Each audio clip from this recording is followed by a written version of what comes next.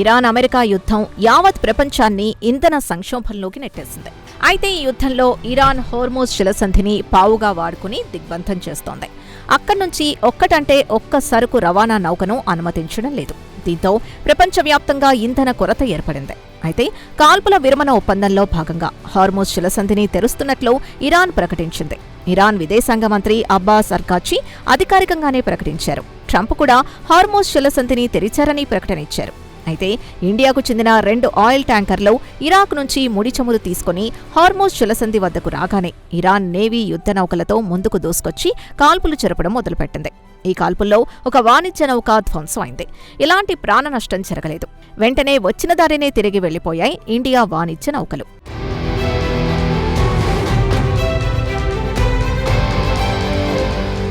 దీనిపై ఇండియా ఘాటుగా స్పందించింది. మిత్రదేశంగా భావిస్తే తమపైనే దాడులు చేస్తారా అంటూ నిలదీసింది. దీనికి తగిన మూల్యం చెల్లించుకోవాల్సి వస్తుందని ఇరాన్ని హెచ్చరించింది. వాస్తవానికి ఆయిల్ ట్యాంకర్లు బయలుదేరడానికి ముందే ఇరాన్ అనుమతి తీసుకున్నారు భారత వాణిజ్య నౌకకు చెందిన కెప్టెన్లు. హార్మోజ్ జలసంధి వద్ద 2వ నౌక కూడా ఇండియాకు చెందిందే. పూర్తిస్థాయి అనుమతి తీసుకున్న కాల్పులు జరపడం పట్ల ఇండియా ఆగ్రహం వ్యక్తం చేసింది. కాగా ఆయిల్ ట్యాంకర్ నౌక కెప్టెన్ ఇరాన్ అధికారులతో మాట్లాడిన రికార్డింగ్ కూడా బయటపెట్టింది. దీంతో ఇరాన్ కాస్త తగ్గింది. ఈ ఘటన తర్వాత ఇండియాలో ఇరాన్ సుప్రీం లీడర్ ప్రతినిధి డాక్టర్ అబ్దుల్ మాజిద్ హకీం ఇలాహీ శనివారం నాడు మీడియాతో ఘటన గురించి వివరణ ఇచ్చుకున్నారు. ఇరు దేశాల మధ్య బలమైన సంబంధాలున్నాయని అన్నారు. అయితే ఇండియాకు సంబంధించిన వాణిజ్య నౌకలపై జరిగిన దాడి గురించి తనకు తెలీదని, తన వద్ద ఎలాంటి సమాచారం లేదని అన్నారు. త్వరలోనే అన్నీ సర్దుకుంటాయని ఆయన హామీ ఇచ్చారు. సమస్యలు తలెత్తితే వాటిని పరిష్కరించుకుంటామని ఇలాహీ అన్నారు.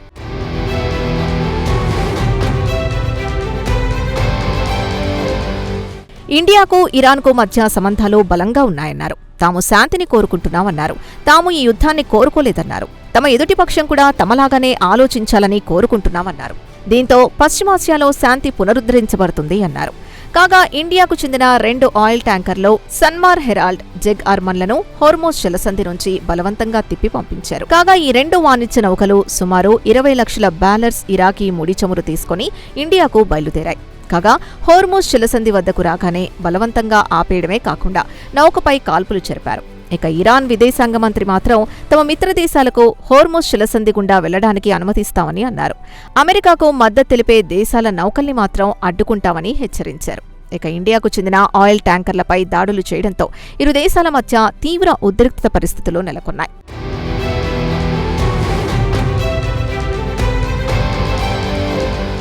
ఇదిలా ఉండగా ఈ ఘటనను భారత ప్రభుత్వం సీరియస్గా తీసుకుంది. వెంటనే భారత విదేశాంగ మంత్రిత్వ శాఖ ఇండియాలో ఇరాన్ రాయబారి మహ్మద్ ఫతాలీని పిలిపించి తీవ్ర నిరసన తెలియజేసింది.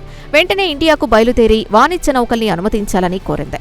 అయితే మీడియాలో వస్తున్న వార్తల ప్రకారం ఇండియాకు చెందిన వాణిజ్య నౌకలపై దాడి చేసిన వెంటనే గ్రీక్ ట్యాంకర్ని కూడా వెనక్కి పంపించారు. కేవలం గ్రీక్కి చెందిన ఆయిల్ ట్యాంకరే కాకుండా పలు దేశాలకు చెందిన ఆయిల్ ట్యాంకర్లను బలవంతంగా వెనక్కి పంపించేశాయి ఇరాన్కు చెందిన ఐఆర్జీసీ నేవీ. హార్మోజ్ జలసంధి తెరిచామని ప్రకటించిన 24 గంటల్లోనే తిరిగి మూసేశారు. దీనికి కారణం అమెరికా తమ నౌకల్ని దిగ్బంధం చేస్తోందని ఇరాన్ వివరణ ఇచ్చుకుంది.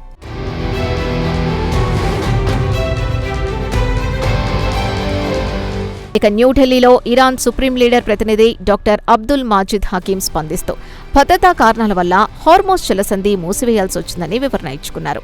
త్వరలోనే తిరిగి తెరుస్తామని హామీ ఇచ్చారు. న్యూఢిల్లీతో ఏర్పడిన మనస్పర్ధల్ని త్వరలోనే పరిష్కరించుకుంటామని ఆయన ఆశాభావం వ్యక్తం చేశారు. కాగా ఆయన శనివారం నాడు మీడియాతో మాట్లాడుతూ ఇరు దేశాల మధ్య తలెత్తిన ఉద్రిక్తతను చల్లార్చడానికి ప్రయత్నించారు. తనకు ఇండియా చమురు ట్యాంకర్లపై దాడుల గురించి పూర్తి సమాచారం లేదని చెప్పారు. ఇక ఇరాన్ ఇండియా మధ్య సంబంధాలు సుమారు 5000 సంవత్సరాల పురాతన కాలం వాటివని, ఇరు దేశాల మధ్య బలమైన చరిత్ర ఉందన్నారు. ఇరాన్ శాంతిని కోరుకుంటోంది. త్వరలోనే పరిస్థితులు చక్కబడతాయని ఆయన భరోసాతో చెప్పారు. ఇరానియన్ ప్రజలు ఇండియాతో బాగా కనెక్ట్ అయ్యారని, ఇండియన్ సంస్కృతి, నాగరికత, ఇండియన్ తత్వశాస్త్రంతో బాగా కనెక్ట్ అయ్యారని ఇలాహీ వివరించారు.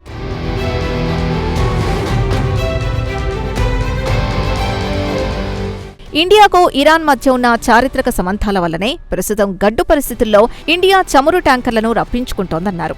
ఇండియా మిత్రదేశం కాబట్టి ఇండియన్ ట్యాంకర్లను తాము ఆపడం లేదన్నారు. ఇరు దేశాల మధ్య సంబంధాలు రోజురోజుకు బలపడతాయన్నారు. ఇరాన్ యుద్ధానికి సుముఖంగా లేదన్నారు ఇలాహీ.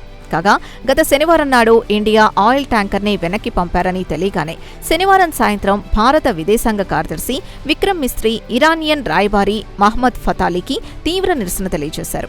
ఇండియన్ ఆయిల్ ట్యాంకర్లతో పాటు భారత నావికుల ప్రాణాల పట్ల ఆందోళన వ్యక్తం చేశారు. కాగా ముందస్తుగా ఇండియాకు చెందిన ఆయిల్ ట్యాంకర్లను అనుమతిచ్చి హార్మోస్ వద్దకు రాగానే కాల్పులు జరపడాన్ని ఇండియా జీర్ణించుకోలేకపోతోంది.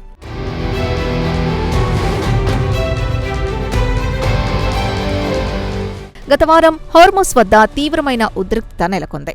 ఏప్రిల్ 16న ఇరాన్ కాల్పుల విరమణ ఒప్పందంలో భాగంగా హార్మోస్ జలసంధిని పూర్తిగా తెరిచామని ప్రకటించింది. 2 రోజుల తర్వాత తిరిగి హార్మోస్ను మూసివేస్తున్నట్లు తెలిపింది. అమెరికా ఒప్పందాన్ని తుంగలో తొక్కిందని, ఇరానియన్ వాణిజ్య నౌకల్ని అమెరికా జప్తు చేస్తోందని ఇరాన్ ఆరోపించింది. కాగా ఇరాన్ మాత్రం ఇండియాతో సత్సంబంధాల్ని కోరుతున్నామని చెబుతోంది. దీంతో భారత విదేశాంగ మంత్రిత్వ శాఖ మాత్రం వెంటనే తమ చమురు ట్యాంకర్లను హోర్ముజ్ ద్వారా పంపించాలని కోరుతోంది. అయితే ఇరాన్లో అంతర్గత కుమ్ములాటలు బహిర్గతమయ్యాయి. విదేశాంగ మంత్రి అబ్బాస్ అర్గాచి హార్మోస్ జలసంధి గుండా రాకపోకలకు అనుమతిస్తున్నామని ప్రకటిస్తాయి. దానికి వ్యతిరేకంగా ఇరాన్కు చెందిన ఐఆర్జీసీ మాత్రం తీవ్రంగా వ్యతిరేకిస్తోంది. ఇక ఐఆర్జీసీ హార్మోస్ జలసంధి గుండా వెళ్లే ఆయిల్ ట్యాంకర్లపై టోల్ ట్యాక్స్ విధించాలనే ఆలోచనలో ఉంది. దీనిపై ఇండియా తీవ్రంగా స్పందించింది. ఇండియా ఎలాంటి టోల్ ట్యాక్స్ చెల్లించదని తేల్చి చెప్పింది. మరి హార్మోస్ జలసంధికి ఎప్పుడు విముక్తి లభిస్తుందో చెప్పలేం. గురువారం నాడు ఇరాన్, అమెరికాల మధ్య ఇస్లామాబాద్లో శాంతి చర్చలు జరగాలి. అయితే చర్చలకు ఇరాన్ ఆసక్తి చూపడం లేదు. మరోపక్క ట్రంప్ డీల్ కుదుర్చుకోవాలని బెదిరిస్తున్నాడు. చర్చలకు రాకపోతే ఈసారి ఇరాన్ను పూర్తిగా నేలమట్టం చేస్తామని హెచ్చరిస్తున్నాడు. దీంతో మరోమారు హార్మోస్ క్లోజ్ అయ్యే పరిస్థితి కనిపిస్తోంది. ఇరు దేశాల మధ్య శాంతి చర్చలు సఫలమైతే హార్మోస్కు ముక్తి లభిస్తుందని, లేదంటే ఇరాన్ ఇలాంటి అడ్డంకుల్ని తరచూ సృష్టిస్తూ యావత్ ప్రపంచాన్ని గడగడలాడిస్తుందనేది పొలిటికల్ ఎనలిస్టుల అభిప్రాయం.